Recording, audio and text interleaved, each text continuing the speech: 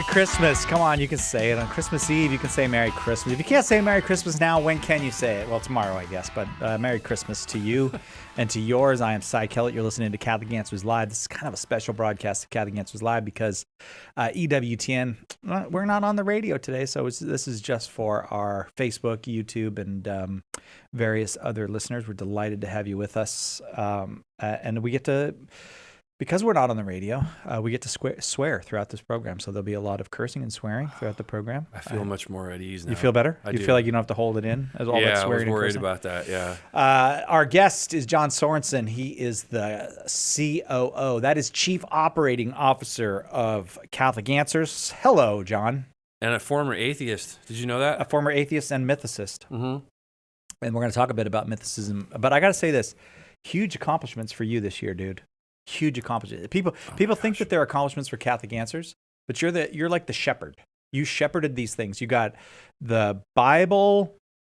Say the name of it. The Bible Navigator. Bible Navigator. Why can't I remember the word navigator? The Bible Navigator. You got the School of Apologetics, which people have been trying to do for 20 years. It's like Jon Sorensen is getting stuff done, and a bunch of other stuff. I mean, the social media is way better. Marketing's killing.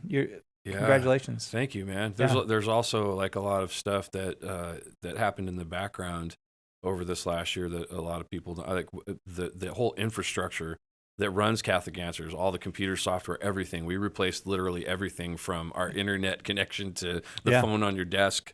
And you got it all done. Yeah. And it works. Yeah.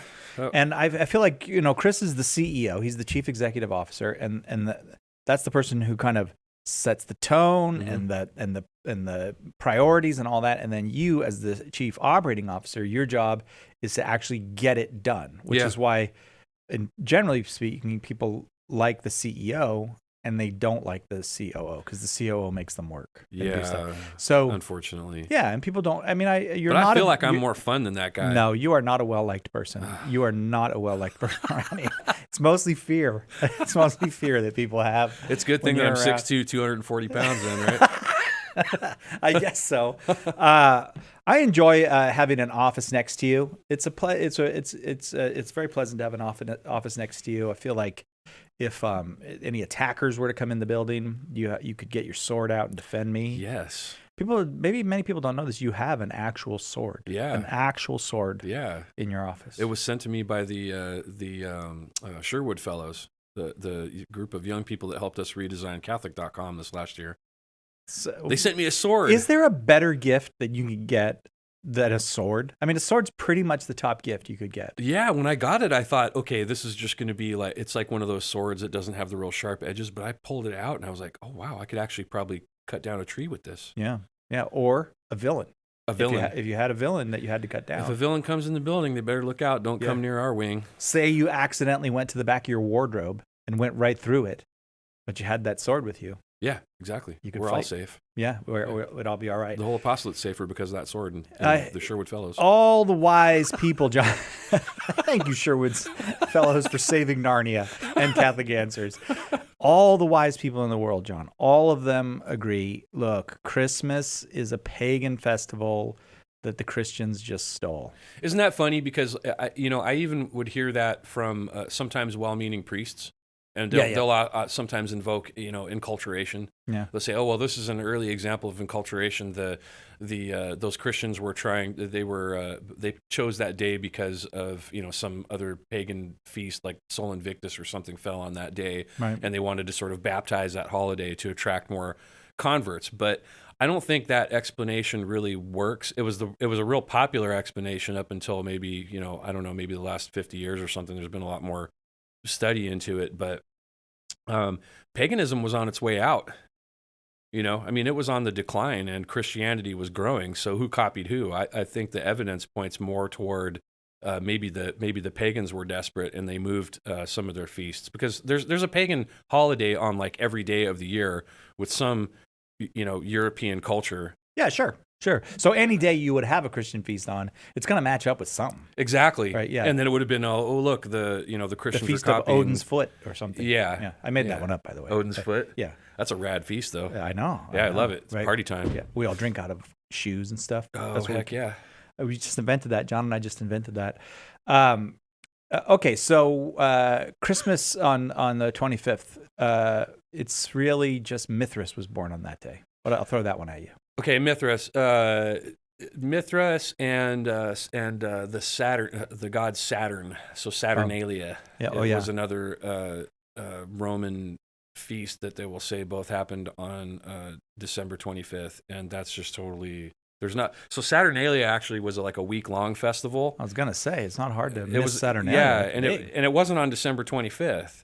Uh-huh. It never was on December 25th. So the only and there's no evidence from the Christians that they moved the feast to coincide with Saturnalia. There's no indication in any of their writings or anything, and so Saturnalia just kind of, the only way you can make that argument is you say, oh well, look how close it is, because it's close in proximity, but it wasn't on December 25th. So, but you'll have sometimes like these, popular videos on YouTube. They say, well, these gods were born on December 25th, but most of the time that's actually not the case. I question your qualifications to challenge videos that are popular on YouTube. I mean, who can challenge? I'm actually going to play a sound clip for you. Okay. From should we start with Zeitgeist? Yeah. Okay, so Zeitgeist, very, very popular. Millions of people have viewed this. Millions upon millions. Millions upon millions. Okay, Yes. That's even more than millions. Yeah. And so let's hear clip 1. Mithra of Persia, born of a virgin on December 25th. He had 12 disciples and performed miracles, and upon his death was buried for 3 days and thus resurrected. He was also referred to as the Truth, the Light, and many others. Interestingly, the sacred day of worship of Mithra was Sunday. Yeah, wow. That's good. Okay, so that's a lot of. It's amazing to hear that Christians just copied all that stuff from Mithra. Why are you hiding that, John? Because it's fun. It's the right thing to do. It's the right thing to do. Confirmation bias. I don't care about the facts. That is. How much of that is true? What that gentleman just said? 0%. 0% of that. 0% of that is true. How do people get away with just saying all that nutty stuff one after the other? Because they'll throw a bunch of those things out, and what are you going to do? Who has time to look into all that stuff? Not very many people. Yeah, right. I mean, when I started looking into it, it's first of all, it's really hard to find any information about Mithra, because it was a secret mystery cult. Exactly. They didn't publish their beliefs. That's the truth of it. They didn't write anything down. It's people think that like, oh, all these ancient religions were like Christianity or Judaism. That had a book. Actually, Christianity and Judaism are unique in the fact that they had, well, more so Christianity, I think, than maybe Judaism, but Christianity is unique in its systematic theology, I think, and the amount of writing that has been done over the years. Right. That is unique even at that time. Yeah. But the Mithraists, they didn't write anything down. And by the way, the Mithraism of Rome is not necessarily older than Christianity. They were borrowing. There was like a fad with the Romans to, they would say, oh, look at this, unique religion from a faraway place. Well, it was from Persia. Mithraism was a Persian. Mithra was a Persian god, right? And so they adopted it because it's unique and it's from somewhere else. Right. I mean, it was soldiers actually. It was a big thing among Roman soldiers who had been to Persia. Yeah, and politicians, soldiers and politicians loved Mithraism. It was like this secret thing. They didn't have hardly anything written down, so all that we know about it is like, from some reliefs that they found in Mithraeum. They call them these places of worship or whatever. And they'll say, oh, well, they had a common meal because there's like a pit in the middle of the worship place that had like chicken bones in it or something. Right. But there's no... All of this is inference. Yeah. And the only way you get to the Mithra connection to December 25th is through Sol Invictus. And you can only do that because from what we can tell is that there may have been some connection with Sol Invictus, because it's thought that some of the Romans who believed in Mithra, if they even believed in it, it might have just been a social club for all we know. But the ones who did follow it used to sort of equate the Mithra with Sol Invictus. But the Emperor Aurelian is the one who moved the celebration of Sol Invictus to December 25th. Kind of the celebration of the invincible sun. Yes. Yeah. Yeah. Sun meaning the sun in the sky. Right. Yeah, right. Yeah. So they had this celebration already, and some Romans thought that Mithra and Sol Invictus were two manifestations of the same deity. It's this real loose connection, but there's no evidence that they believed Mithra was born on December 25th, and the Sol Invictus connection.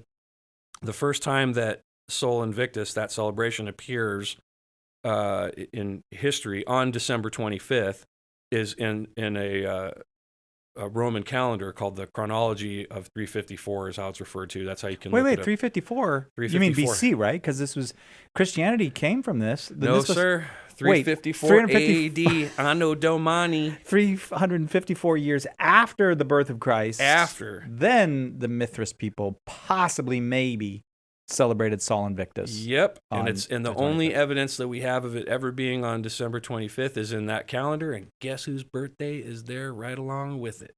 Oh, on the same calendar? Yep. Christians in Rome were already celebrating Jesus' birthday on December 25th. That's in the calendar at the same time. So who borrowed from who? Remember what I was saying before? Yeah. Paganism is on the decline. Christianity is on the rise. Who borrowed from who? Right. And we have evidence from Hippolytus of Rome, is one early Christian writer, that day was of significance to Christians before this calendar. Yeah. Yeah, there's a lot of, I think there's a great deal of underestimating how much religious borrowing went on in the Roman Empire. And like, for example, just later with the Emperor Julian the Apostate. Yeah. The idea that Julian told pagan temples, you have to start doing charity for the poor because that's what Christians do at their churches. So people could say, well, the Christians stole this idea of charity. Well, no, it actually went the other way. Isn't that funny? Yeah. They almost, the Romans were kind of like scoffed at charity. Yeah. But then it got so popular among the Christians that the emperor ordered pagan temples to start doing it. All right, we want to hear another clip, though, because there's people even smarter than this guy who I don't even know who just said all these crazy things about Mithras. Yeah. Really smart people, scholars. Yeah. Like Bill Maher. Yeah, Bill Maher. All right. Amazing. Was going around the Mediterranean for at least 1,000 years. We've got Krishna, who was in India 1,000 years before Christ. Krishna was a carpenter, born of a virgin, baptized in a river. Are you saying that was written in history? That was written down in history, is what you're saying? Absolutely. There's the Persian god Mithra, 600 years before Christ, born December 25th, performed miracles, resurrected on the third day, known as the Lamb, the Way, the Truth, the Light, the Savior, Messiah. Stop! Blasphemer! All I know is that I don't go by that, hearsay, I go by the word of God. I know that's what I believe. Well, I believe it because it's truth. Okay, it's not that it's but not there's a just difference between truth and what you believe. But in the Bible it tells us that all things are possible with God. Okay? Study the religions of the Mediterranean region for 1,000 years before. Many of the gods were born on December 25th. It's not a new one. It's not. But it's not. It's funny you should bring that up because, of course, in Star Wars Episode 1, Phantom Menace, Anakin is born to a virgin. And people see that and they say, wait a second, where have we heard that before? Right. It's not original. But when the it Jesus first story happened, wasn't original. How so? Oh, man. Can you believe that guy tried to use Star Wars to defend himself, man? Well, of course, Bill Maher does these man-on-the-street interviews, and you're going to find people who cannot or are you're not going to play the tape of the guy who told you the truth. Right, like if Bill Maher ran into Jimmy Akin. Right. He's not going to play that in his movie. Yes, that's never going to get played. Bill Maher trying to convince Jimmy Akin that 1,000 years, look at this, 1,000 years before Jesus, Krishna was born on first of all, Krishna was never born. He's not a historical figure. None of these other things. No. Jesus is a historical figure. Yeah. Second of all, what does Krishna have to do with December 25th? Like, December 25th doesn't even exist in an Indian calendar. Right. Yeah. It's just making stuff up. Yeah. And again, he repeats the Mithra thing. You know, the one thing that those two clips have in common is that they both used the same source for their material. So the religious, the filmmakers, and I think Zeitgeist maybe too, put out like study guides, and they cited sources where you can read more of this, and December 25th business, or Jesus and pagan gods, and it all came from D.M. Murdoch, who was a lady who wrote all these books this parallelomania stuff. Jesus is Right. pulled from all these other things. Right. And she was a little nutty herself. I mean, she's since passed away. I think a few years ago, 2 May years God ago. grant maybe. her rest. Exactly. I pray for her all the time. But she wrote a lot of books. She was pretty prolific. But she pulls from all this scholarship from a couple hundred years ago, and some even older than that. Yes, a lot of, because as various texts and archaeological discoveries were made in the 19th century, this became really popular to go, oh, it's all the same thing. You know, the Noah story is really, it's the same story appears in the Gilgamesh. So, so it's all, it did become, what do you call it? Parallelomania? Parallelomania. Yeah, it becomes a mania where you just start seeing all these parallels everywhere. It's all the same. Yeah, and that was a big fad for a long time. And so, and that stuff has survived. And in popular culture, I mean, a lot, like real historians don't subscribe a lot of it got stuff. debunked in the 20th century. So these people go to 19th century, and then they do the kind of conspiracy theorist thing. It's all been suppressed. See, the scientists of the 19th century knew this, but it's all been suppressed. Exactly. And I have to tell you a story really quick. Is that okay? So I went to, I know. Wait, I didn't say yet if it's okay. Is it okay? Yeah, all right, it's okay. Okay, thanks. Yeah, yeah. I was going to Los Angeles to visit, or to visit with a friend of mine, and we were going to go and see a concert. And so I'd been in the car for a really long time, and I got to the concert hall early, and I was there to see Sasquatch. It was like the band Sasquatch or the band Sasquatch. Oh, yeah. I wish it was the real Sasquatch, but it was just the band Sasquatch. Anyway, it's a band that both me and my buddy like. So we got there, and I went into the building. We were early, and they weren't really letting anybody in, but there was this girl sitting at the front, and she was talking to the guitar player from one of the other bands, and I just happened to overhear the conversation, and he's telling her, "Oh yeah, you got to watch this movie Zeitgeist." Oh. Like and I don't know how the conversation started. I just walked in on this part, and he's telling her about all these supposed parallels and all this other stuff, and I asked really quickly. I said, "Hey, I've been in the car for like 2 hours." Driving from San Diego, can I use the restroom? She says, yeah, go ahead. So when I came back out, I said to her, hey, I couldn't help but overhear the conversation that you were having, and it just so happens that I wrote an article on this for a magazine, and I'd love to send it to you to read if you're interested. And so I gave her my business card, which I mean, why I had a business card. I love that you're carrying your Catholic Answers business card to the Sasquatch concert. It's the only time where it must have been grace or something, because I go to like official business functions and forget my business cards. But this one time I happen to have a business card, so I gave it to her, and I end up I emailed her the article. And I got a response back. Thank you. It was very helpful. But it just so happened that I had written an article on the pagan, actually based on that clip from Bill Maher from Religulous, debunking all the connection with Horus. Because after the part of the clip that you don't hear when Walk Like an Egyptian starts playing is he goes into all these parallels of Horus. So I took each one of the parallels and I break it down. Why Horus wasn't born on December 25th. He didn't have 12 disciples, and I explained where this comes from. But it's just an example of people on the street. Even though historians don't subscribe to this, and it's been debunked a million times over, there's still a common belief out there, especially with a lot of younger people, that that Jesus is just a made up myth. It's an affliction, really. Yeah. And you can, but I think sometimes when people say things authoritatively. That's how I got into it. We're very vulnerable to it. Like, did you know that Mithras had 11 apostles or something, or 12 apostles? Well, actually, did you know is not the right question. Right. They just made that up. That's how I got into that stuff in the first place. Actually, a family member of mine, I don't want to say who, but because it doesn't really matter, but a family member of mine who knew a lot told me one time in a conversation that, Jesus was just borrowed from other myths. And I believed it because there was a lot going on. My grandmother had passed away, and my family was all Catholic, and they all scattered. They stopped going to church or whatever. And so I was in a vulnerable position. I had somebody who I trusted, who is very smart. Yeah. So even really smart people can buy into this stuff. Yes, sure.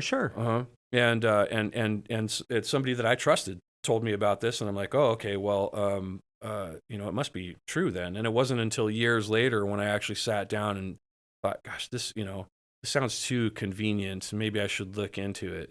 And I'd seen a few things, and I just started reading up on it. I have a whole bunch of books on Mithra, and I took a bunch of courses on Egyptian religion, and just to try and get to the bottom of that. And the more I looked into it, the more I realized that these connections are so tenuous, and they're just not. Either the parallels are, as you and Trent talked about this mythicism, the Christ myth theory, on Catholic Answers Focus not that long ago, and what Trent said about it was really good. That these connections either they can't be shown to have existed before the advent of Christianity, or it's just bad information. Yeah, it's just bad information, like being born of a virgin and being born of a rock. Yeah, those are the same exact thing. Well, they're not actually. If you just because you say that's a virgin birth, it's not. It's that God was born of a rock. Yeah. So the claim, that if we can go back to Christmas because it's tomorrow. Yeah. The claim that Christmas is stolen from the pagans, or even borrowed, if you want to just be nice about it. Mm-hmm. It doesn't actually have a lot of. You don't feel like that has a lot of currency to it. It has none. And if you look at the early Christians and the reason why, there's a lot of different theories. Like, we don't know exactly why, some Christians believe Jesus was born on December 25th. And then there's a tradition in the East of, I think, January 6th. But yeah, there were various traditions. Right. Yeah. Right. There are different traditions. Just the December 25th won out among them all. And it doesn't really matter what day Jesus was born on. We're not necessarily celebrating the day of his birth. We're celebrating the fact that he was born at all. Yeah. Right? And it does make sense to celebrate it on that day because of the line from Isaiah that a people in darkness have seen a great light. And in the ancient world, December 25th was the darkest day of the year. And it also makes sense because the early church had this idea, which may be true. It may actually be true that Christ was incarnate in Mary's womb and died on the cross on the same day, March 25th. Yeah. So, and that would lead to December 25th being the date. There's it has a certain kind of poetry, I guess, with the rest of the Christian faith.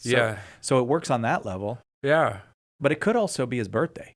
It could. Yeah, there's some people. Well, and some people argue and say, well, it was just too cold outside, and the ladies don't have babies when it's cold outside. No. The shepherds wouldn't have been outside in Scripture. The shepherds wouldn't have been outside tending their sheep because it's too cold outside. It's like, what were they going to do? Take them over to the local where Costco? Do the sheep go on December 25th? They go inside the giant place where they keep all the sheep. Oh no, they would all have been at Starbucks. All those sheep. Right. Yeah. No. As a matter of fact, I think it was Jimmy told me. It might have been Steve Ray said one day he was in the Holy Land at Christmas time and looked out on the hills, and there's the shepherd with all their sheep, and he goes, well, guess that shoots that theory down. Yeah. Like, there they are. Well, it's cold, but it's not like, the Antarctica or something out there. No. Right. So will you despite the derision of the people who made the movie Zeitgeist and the derision of the inimitable Bill Maher, you're still going to celebrate the birth of the Savior on December 25th? Oh, yes, I'm going to live it up. I'm so happy that Jesus was born. Me too. He's made a huge difference in my life, I can tell you. Night and day, man. Yes, right. Thank you, Lord. Thank you, Lord, for coming and being born among us. Exactly. Thank you, Jon Sorensen. I had a blast. I always love talking to you, man. I love talking to you, too. You're a really good COO thank as well. you. You're getting stuff done, man. I promise not to be as difficult in 2020. I don't believe that for a minute. I think you're going to be horrible. Merry Christmas. Thank you. Merry Christmas, man. Thank you, John. All We'll right. see you next time on Catholic Answers Live. All right.